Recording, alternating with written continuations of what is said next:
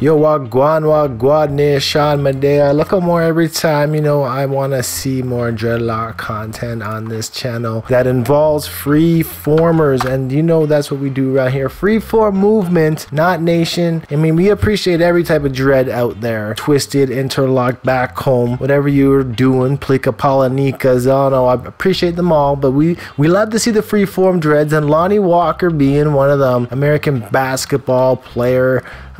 He played college basketball for the Miami Hurricanes, played high school basketball for Reading High in Pennsylvania, born in 98, December 14th, age 19, from Pennsylvania, right down the road from here. Big ups PA and Lake Erie. And yeah, we're gonna get right into see what his dreadlocks are actually about.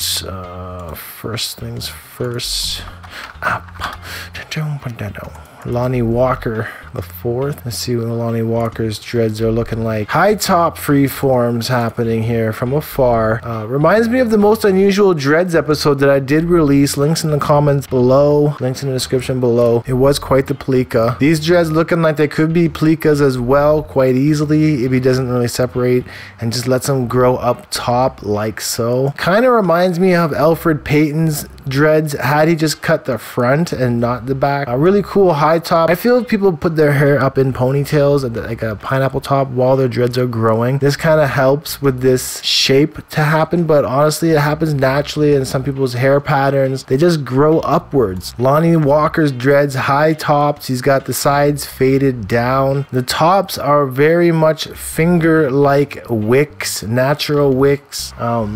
Bonks, looking really cool actually, and the new growth is actually really dreading up into one, so we know he's not separating at all on his dreads, and that's good for Lonnie Walker here, because being out in Miami, he's gonna be able to freeform these things real proper and nice, because the weather is great for it. When you have a tropical climate, it's a lot easier to maintain hair like this. Also, a lot more people in those environments have hair like this, so it's a bit more socially acceptable to be rocking this type of hairstyle compared to if you're living in a small town somewhere in the Midwest where people might look at you funny. But really it's all about location and environments to be able to rock hair like this, but ultimately it's all about what's inside your heart and your confidence.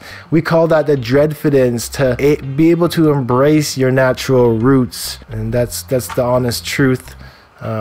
So when you get guys here like Lonnie Walker tying your hair up, so when you're playing ball, this will help aid him in the direction of his hair growth, and that's why he kind of has it all growing and clumping together at the roots into one big dread. This also works to help keep his hair out of his face. Obviously, Alfred Payton did have this issue with his locks. He ended up chopping his epic freeform locks as one of the reasons, and all his pictures here being black and white. You don't...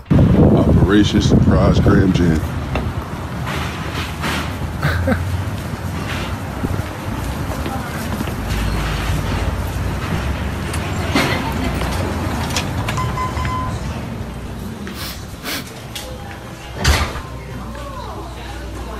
See ya.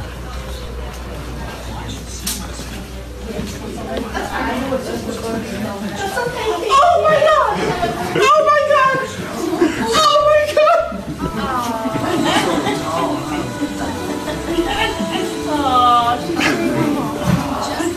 That's a nice video. So definitely cool to see what Lonnie Walker's doing.